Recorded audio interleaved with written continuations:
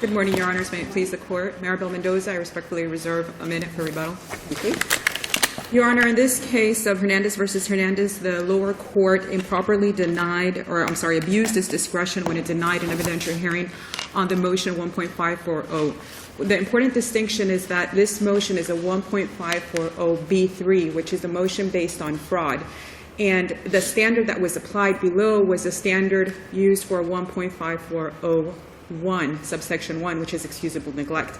My client's burden below was to show fraud. He had to allege fraud, which he did. It was in the motion and in the affidavit, which was incorporated in the motion. And he did so with specificity. And he did so with specificity. He indicated there was a paternity issue, which obviously, if the judgment isn't vacated, it's now res judicata. There were unlawful transfers of marital assets, which divested him of his equitable interest in the properties, and there was also a purportedly fraudulent financial affidavit, which was submitted at the time as an exhibit. Those facts, those alleged facts, don't go to whether or not he was able to timely respond. I think it's the other facts that he alleged that are specific to his motion. Well, the issue of timeliness, Your Honor, the 1.540B basically gives him the year time frame which he was timely.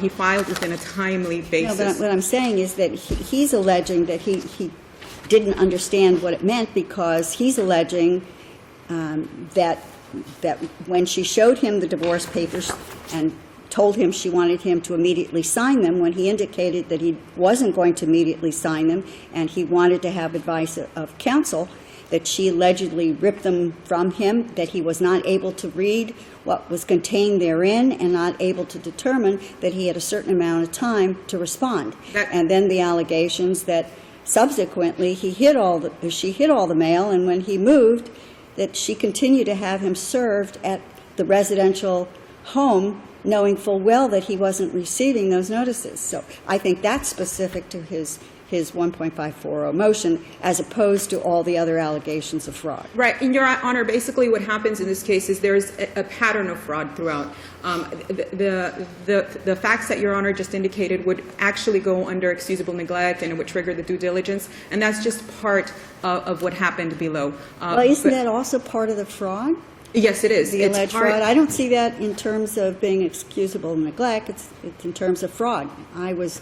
Where's the fraud that prevented him from finding out what was happening with the lawsuit? He was served, knew that he was served with divorce papers, right? Yes, that's correct, Your Honor. So he was placed on notice that a formal process of divorce had begun, correct? Yes, and there was a reliance there, and what is alleged, because remember, the standard below is, did he allege a colorable entitlement to relief? And so what's the colorable entitlement? The allegation there is that there was cohabitation, that there was reliance on their cohabitation. You mean because they continued to live together? Because they continued to reside together. Even though she had filed the divorce against him? And because they had separated previously, and they'd continued to reside and live as a marital couple. But they were living together when he got served, were they not? They were living together when he was served. So their served. relationship didn't change after he was served with process. It simply continued to remain the same. No, he did move out, and there was a brief rupture. Subsequent to that, she called him, she reached out to him, and then he moved back in like he had done numerous times in the past, and they continued to cohabit. I believe it was for at least another 6 months. Well, he later found out,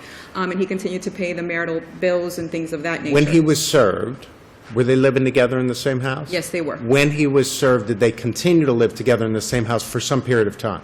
No. After he was served, he moved out. Subsequent to that... Hold on. So after he was served with papers, summons, and a complaint for divorce, he moved out of the house? That's correct. And then she reached out to him and said, you know, come back into the house, let's continue to cohabit, let's continue to live as a married couple like she'd done in the past, and he relied on that. And what action did he take after he was served with the summons and complaint and moved out of the house to ensure what was happening with the progress of the lawsuit? Your Honor, I would agree that he does have an obligation of due diligence, and that... No, I'm asking, what did he do? Well, at that point, he did nothing but rely on their cohabitation, relied on But you just said that he moved out after he got served. Right, and then she called him... So my question, I'm sorry, I didn't hear your answer. What did he do to find out about the progress or status of the lawsuit after he was served? Well, the lapse in the time that he moved out, there wasn't that much of a lapse of So period of time. what was the next thing he did? what he did is he relied, when she told him come back into the home, he relied on that, and they continued to reside as a married And when did couple. that happen? How long after the lawsuit was filed? Well, the lawsuit was filed, I believe it was just a couple of days in between when he was served and when he moved back in. Now, I granted, and we would submit to the court that he does have, if that was the sole instance or the only issue that was before you, he does have an obligation of due diligence, and that standing alone would perhaps not warrant the vacating of the final judgment. However, that is one of the issues. The biggest issue here is that this is a 1.540B3 motion, which is based on fraud, and there's a pattern of behavior here which deals with paternity, fraudulent divestment of assets, and a fraudulent financial affidavit. So all of these things taken together show, when alleged properly the way that he did, shows that he met his burden below of showing the trial court that he made allegations entitling him to a colorable entitlement to relief, which was his burden. If he made these allegations, which we submit that he did, then the lower court should have given him a hearing, an evidentiary hearing, which it failed to do. Do we have a transcript of the hearing that was held? What we have, Your Honor, because there was I guess it was a brief hearing. What we have is the order itself. The order itself basically is very detailed, and it indicates that the lower court focuses was solely on a 1.540B1, which is excusable neglect. He basically indicated he was served, he knew he was served, he failed to change his address, period, end of story. The lower court, in other words, basically focused on the standard applied to a 1.540B1, which is solely excusable neglect and solely due diligence. But as Your Honor already pointed out, this deals with a pattern of fraud. The motion before you is not a 1.540B1. It's a 1.540B3, because in the motion itself it says she committed fraud. She committed fraud upon the court. She committed fraud upon me. And this is the fraud that she committed. He stated it with particularity. So do we have a transcript of the hearing below? What we have is a detailed order, Your Honor. Do we have a transcript of the hearing what we below? have, there was no. So the answer is no, we do not. No, we don't. There was no evidentiary hearing. There was just that order that was produced. How do we know we don't have an evidentiary hearing? Well, because there was no testimony that was taken. The only How do we thing- know that? Well, that was, everybody agrees on that. The briefs before you basically do not contest the fact that there was no evidentiary hearing, and that's the issue that's before you, whether there was error that was committed because there was no evidentiary hearing. Everyone agrees that there was no evidentiary hearing. I was not counsel at the time, but everyone agrees, and the briefs before you indicate there was no evidentiary hearing. Our contention is that that was an error and an abuse of discretion because he made the allegations alleging fraud, and that in and of itself should have entitled him to an evidentiary hearing. Instead, the lower court said, we're just going to consider the argument of excusable neglect found based on 1.540A1, and I'm going to deny it without an evidentiary hearing, which I submit was an error because what should have happened is an examination under 1.540B3, because the allegation in the motion and the allegations that are incorporated in the affidavit clearly show that this is not about excusable neglect or lack of due diligence, as Your Honor pointed out.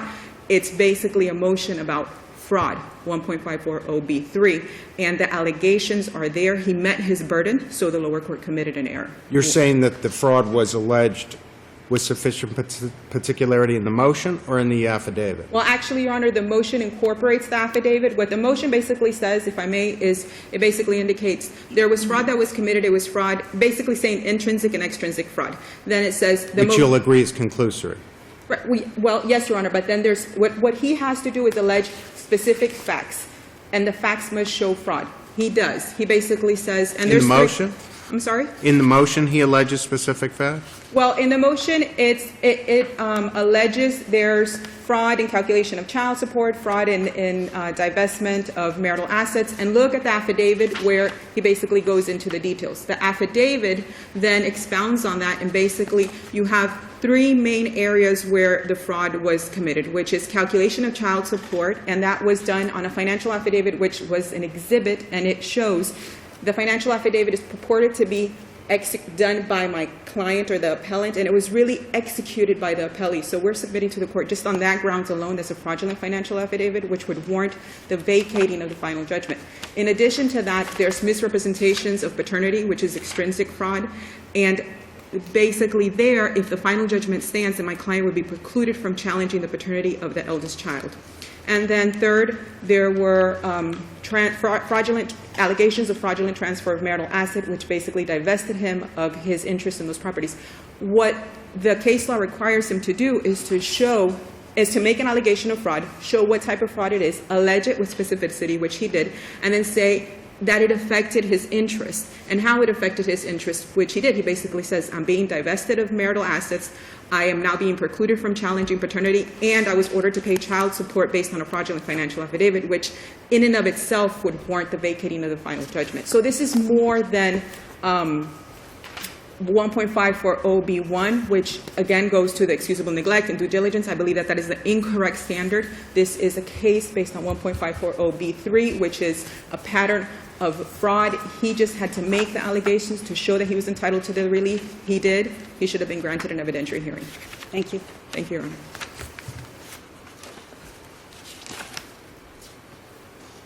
May it please the Court, Lisa Baird on behalf of the former wife, Veronica Hernandez. There are no cases that I've come across that say fraud is the inquiry when there's a default entered. The only cases, including one from this district, concern setting aside 1.540 based on a showing of excusable neglect, and that precedes a showing of any meritorious defense. So what the trial court did was actually correct. When you go to the 1.540 and evidentiary hearing, when this man filed a detailed affidavit indicating how he had been defrauded after he got served, he moved back in within 2 days into the residence and continued to live there. All of the notices came to the home. They incorrectly state that this man was not notified of the final hearing. He was noticed at the service address. And further, under the Shiver. Are you arguing that allegations of fraud does not entitle, potentially, if they're shown, does not entitle him to have this set aside, have the judgment set aside?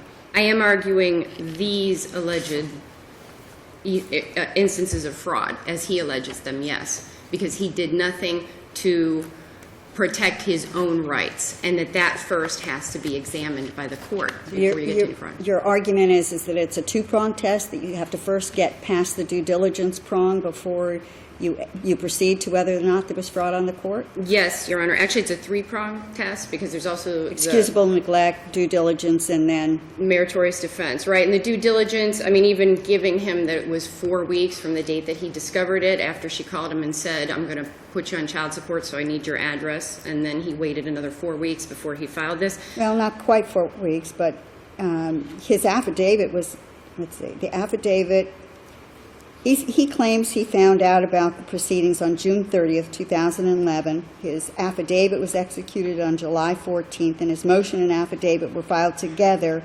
and mailed to your client on July 20th.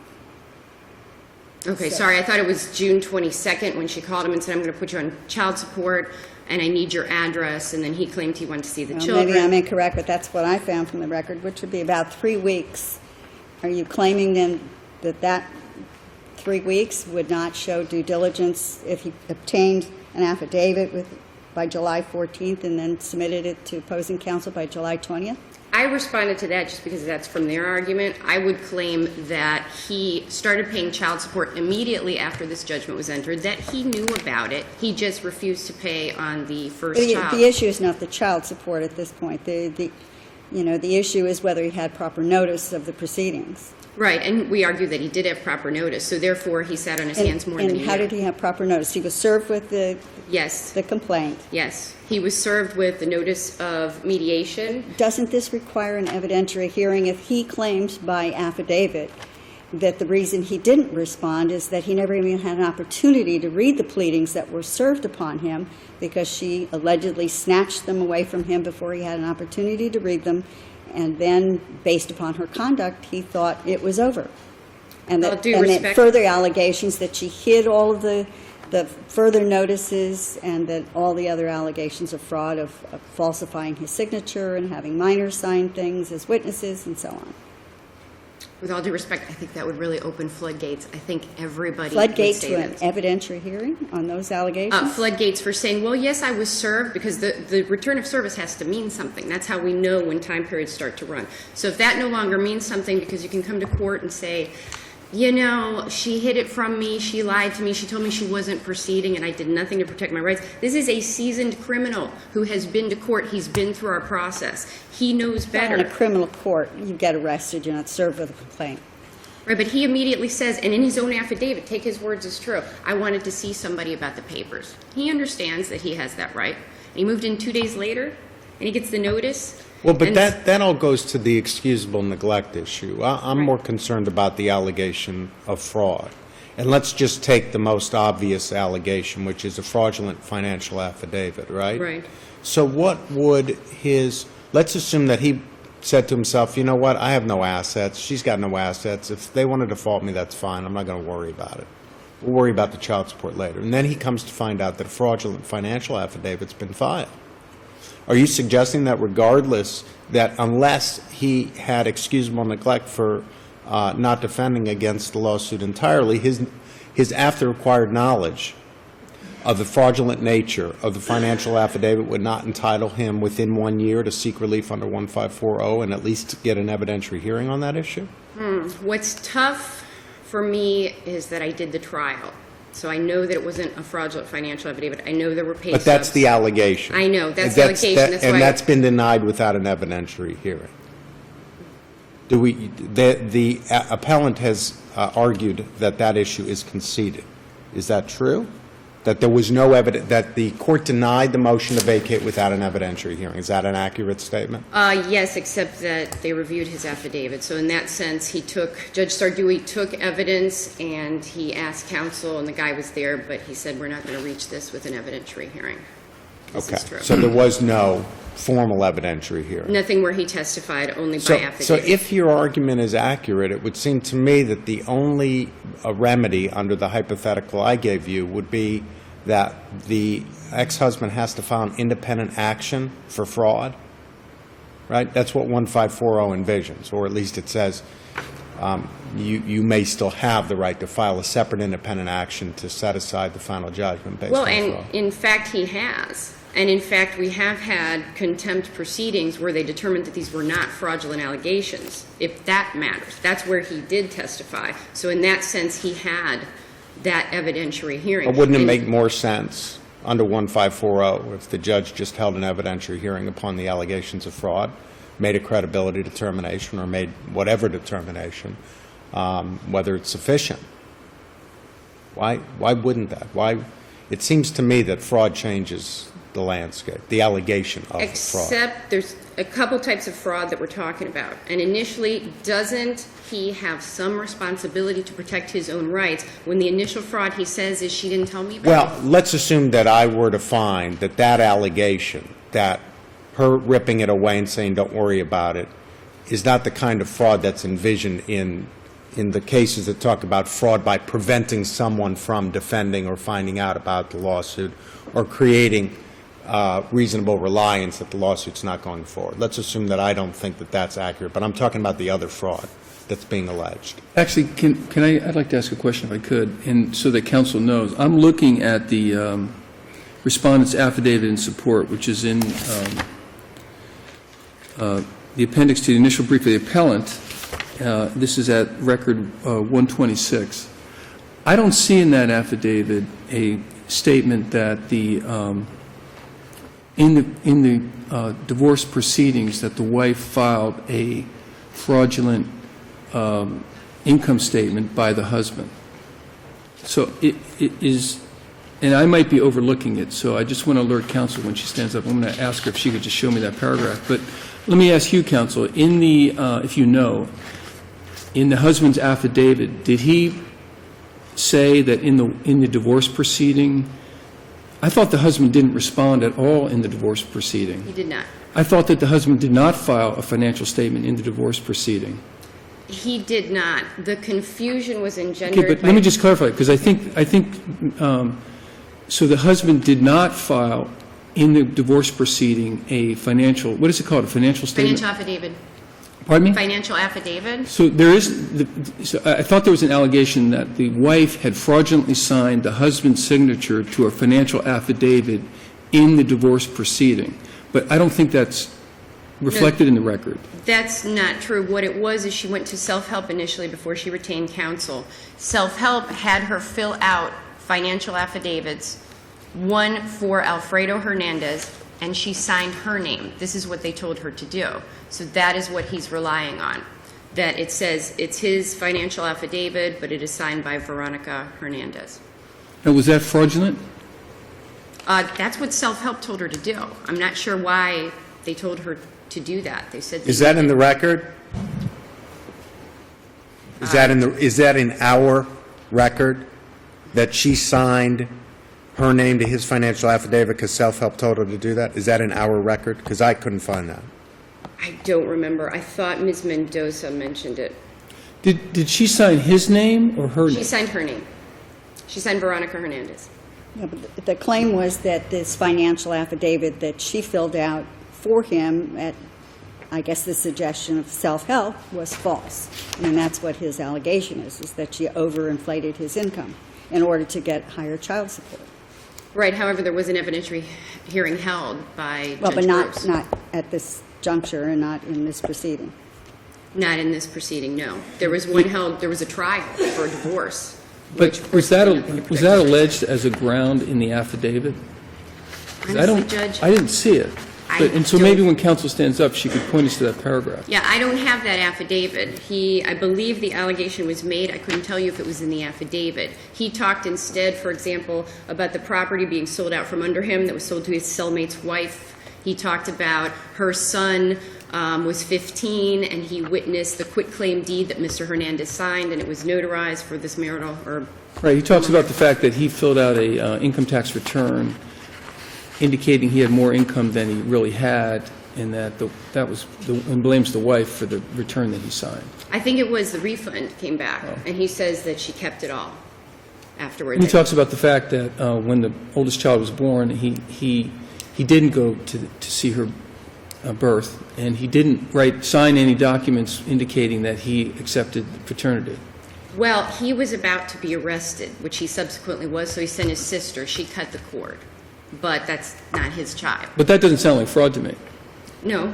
I mean, No, he wasn't prevented from that any more than he was prevented from going to the courthouse. And this man received notice. There was nothing else that Ms. Hernandez could have done. I mean, the only thing that looks like possible extrinsic fraud to me is the allegation that that the wife was intercepting the notices of the different hearings and hiding them. Yeah, sure, I can see that, but you know, what are you going to do? If they remain living together, he knows that he was served. He has some experience, although with the criminal court system, as Judge Rothenberg indicated, with the process. You know, he knows he needs to see someone. At what point does it stop being her burden, really, especially more than a year or two later when he's not even supporting these children? You know, that's what he wants. He wants relief from this court when he's on permanent deportation, hold to Cuba. I know we can't really consider that, but we kind of do. I mean, she did everything she needed to do, and she still supports his children on her own. We don't know that because there's allegations that he didn't receive any of these notices. A hearing would have flushed out all those issues, and a trial court could have made credibility determinations. You may very well win after the evidentiary hearing, but doesn't the court have an obligation based upon the allegations of fraud, specifically where he alleges that she's hidden all of these notices from him, that she's forged his signature and so on, and divested him of all of his assets? I would say no, just because in my view of the case law, for example, the John Crescent v. Schwartz, ignoring the service of process, doesn't establish any grounds for relief under 1.540. Shiver says there's no due process violation if you were provided notice at the only address that they had for you. I mean, under the case law, I think he loses. Because he sat on his rights. Because he sat on his rights. There is a minimum amount of responsibility once you're placed on notice that you've been served with a summons and a complaint to take action and not ignore it. Exactly, and his affidavit, there was no evidentiary hearing, but his affidavit is him testifying, and he's telling us all, I wanted to see somebody. I told her that. I knew about that. So he knew about that, then he moves back in 2 days later. There's no discussion of the divorce. I mean, And all of the alleged fraud and dissipation are acts that occurred before the filing of the lawsuit. The supposed forging of a power of attorney or forging of documents pursuant to or in excess of a power of attorney. These are all incidents about property that occurred either while he was incarcerated or right before he got out or right after he got out, but not during the divorce, not fraud involved in the divorce. correct, and since then, we've had a subsequent judicial determination that said that doesn't make sense. Nobody, no reasonable, rational person does this. You don't wait 6 years after your house is sold out from under you, to your cellmate's wife, by the way, to claim foul and say, I never knew about this. You know, you don't wait and say a year and a half later, you know what, her son was a witness to my signature, and I don't think that was right. I mean, these are technical loopholes that this long after you want to claim your rights were not protected and there was actually fraud afoot. Was he physically served by a process server? He was. It wasn't the wife that handed him the papers? No, he says in his affidavit, so you can hear it from his words. In his affidavit, he thought it was weird that they were having dinner, and she says, why don't you go get the door? So he goes and gets the door, and he was physically handed the papers. I mean, the summons is in Spanish, too. It's true he doesn't speak English, and his kids don't speak any Spanish, by the way, a testament to the level of bonding that is there. But he got the papers, and then he says she snatched them from him. I mean... And then he gets mad and he leaves because, oh, you want to file for divorce. So you come back 2 days later, look at his affidavit. He never says they have a discussion. Isn't that what normal people would do? Well, what are you going to do about the divorce if I come back? Well, of course, all that would be part of an evidentiary hearing if we find that one was appropriate. Yes, it would. But since he filed such a detailed affidavit, I think we're entitled to listen to him as he says it, as he lays it out for us. The affidavit was part of the record for the hearing that was held, evidentiary or otherwise. Yes, as a matter of fact, that's specifically what Judge Sardui looked at. I have a problem with he comes back to the house and there's no discussion whether a divorce is proceeding. Well, how do we know that at the evidentiary hearing, the judge didn't look at the affidavit and say, look, even if I accept everything he said here is true, he's not entitled to a hearing? Or is there anything else he wants to say? And he said he didn't have anything else that he wants to say. How do we know that there wasn't a de facto evidentiary hearing before Judge Sardui made his decision? We don't know that because we don't have a transcript, right? Exactly, and that's an Applegate problem. However, you know, there are those allegations. He acknowledges that he was served, he received the process, and he did nothing about it because he moved back in and she never mentioned it. Even if she did take the notices, hypothetically, you have no further responsibility. He is acquainted with the process. And then when he moves out of the house for good, he doesn't make any steps to notify the court that, doesn't verify, hey, is this divorce proceeding still ongoing? Doesn't contact the court and say, by the way, in the future, send notices to my new address. No, he does not, and we had trial July 30th, I believe, and the first week of August, he's paying child support. What's that about? If you don't know that you got divorced. I mean, he didn't pay it on the third child, or the first one. All right, thank you. We've let you go well over your time. Sorry, thank you. You have 1 minute in rebuttal. Could you address what Judge Logue asked? Yes. The issue with the financial affidavit, Your Honor, is there was a financial affidavit, as I was stating before. First, in the affidavit, in the husband's affidavit, is there any statement that there was a financial affidavit filed in the marital case and that was signed fraudulently with the husband's signature when in fact it was signed by the wife? No. The only allegation regarding the inflated income is, I believe you were referring to it, paragraph 34 in the affidavit. But what was submitted as an exhibit... Okay, that occurred years before the divorce. Right. And what was submitted as an exhibit... And by the way, he signed it. She didn't sign the allegedly fraudulent tax return was not signed by the wife. It was signed by Mr. Hernandez. It was signed by Mr. Hernandez. It was signed by Mr. Hernandez. But the affidavit that the final judgment relies on to calculate child support was an affidavit that was allegedly indicated.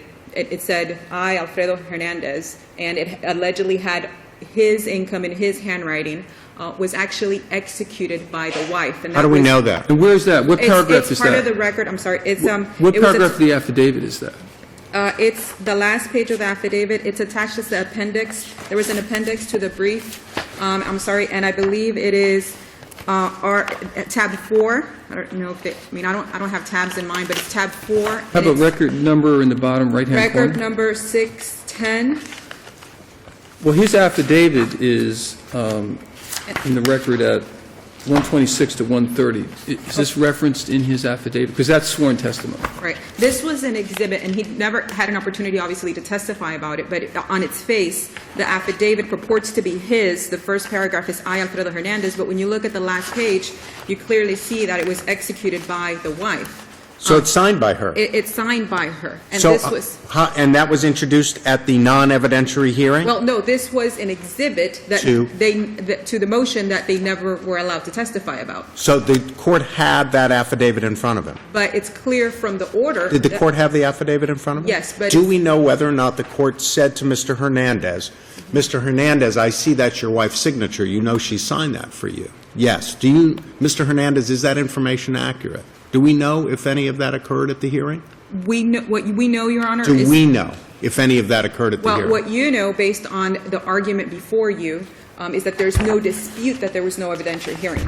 No formal evidentiary There was hearing? no formal evidentiary hearing. What Do you we know if Mr. Hernandez was questioned during the course of the hearing? Do we know whether Mr. Hernandez was questioned during the course of the hearing? Again, what you know is that there was no evidentiary hearing. Gee, I'm and that- afraid I'm going to need you to answer my question. Do we know whether the court questioned Mr. Hernandez during the hearing? No, Your Honor. What we know is what's in the order. And the order... Order says no evidence or testimony was taken? No, what the order says is that it's clear that he applied the incorrect standard. He applied the standard... The order says that he applied the incorrect standard? Well, when we read the order basically says, and it just talks about service, and it talks about lack of change in his address. It completely ignores that this is a motion for fraud, a 1.540B3. All of the fraud occurring well before the divorce was filed? Your Honor, respectfully, that what he's alleging, which 3 of the main issues in this case, one is paternity, which was or should have been litigated at the time of the final judgment, because when there's a child born of the marriage, it's the child's best interest that, and it is, paternity is adjudicated, child support is established.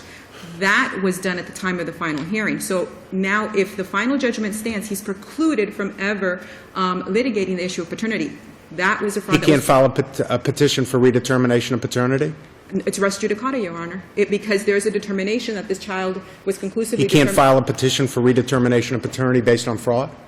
Well, this is the motion that's before you, which is a Can he 1. file a petition for redetermination of paternity based upon fraud? At this time, he would be precluded on the time frames, because paternity dealing with fraud is intrinsic fraud, which there's a 1-year limitation. He filed this motion, which is exactly that, 1.540B3, within the 1-year time limit. So if he we were to affirm this without prejudice for him to file a petition for redetermination of paternity based on fraud, he could do that?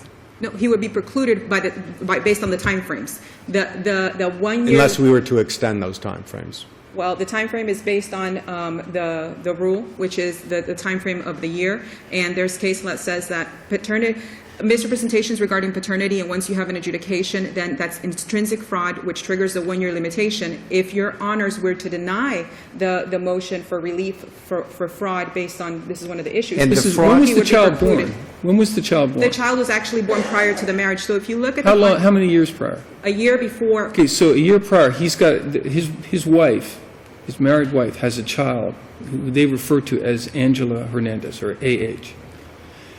She was born in 2004, 2004. so 6 years before the divorce was filed. Right. So for 6 years, he lives with a child who has his last name. He served with a lawsuit, and then you're saying it's fraud, the fact that the child was determined to be his child? Even in his affidavit, obviously we don't have in his affidavit, he indicates that between them, he always contested the paternity of the child. Obviously, those issues aren't brought before the court until there's a divorce. Counsel, I didn't read that. What I read was No, it's in his he had aff- never formally agreed to the paternity of the child. Because he even though he disputed- knew that the child was being called his name, and I think even though he knew he was listed as the father in the birth record. No, he indicated that, respectfully, Your Honor, in his affidavit, he indicated that he contested and he doubted the paternity of the child, and he purposefully took actions not to have his name listed on the birth certificate, and he was under the belief that his name was not on the birth certificate, so thereby there was no indication as to paternity. He did not discover that there had been an adjudication as to paternity until the final judgment was entered, and then he acted within the 20 days to file this motion 1.540 based on fraud. Okay, when Angela was born, I was told that I was not, when Angela was born, I told her, meaning the wife, that I was not sure she was my daughter. Right. And typically... So I don't see anything here where he says, I've consistently, it doesn't say here, I've ever taken the position that she was not my daughter. Right, and that position would legally be taken by him in divorce proceedings, but he was not... He didn't participate in the divorce proceedings. Right, because there was this pattern, and I would submit to you, there was this pattern of fraud, and I don't see the fraud. Where's the fraud in that a mother is saying, for 6 years he knew. I don't see, by the way, in the affidavit where he actually says, I have maintained that that child was not mine, right. even secretly. Right. It doesn't say secretly in my heart of hearts, I've always maintained that that child's not mine. Right. It certainly doesn't say I've formally said that's not my child. So, it doesn't look like fraud. Even though he could disagree, it doesn't look fraudulent. People can disagree in good faith, and it's not fraud. And one of them could be wrong, but it's not necessarily fraud.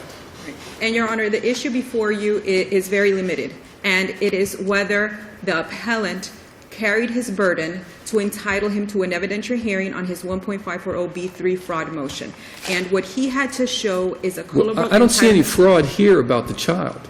Where's the fraud about the child? Well, the fraud is that he always believed that his name was not on the child's birth certificate. It doesn't, the affidavit doesn't, he always believed what?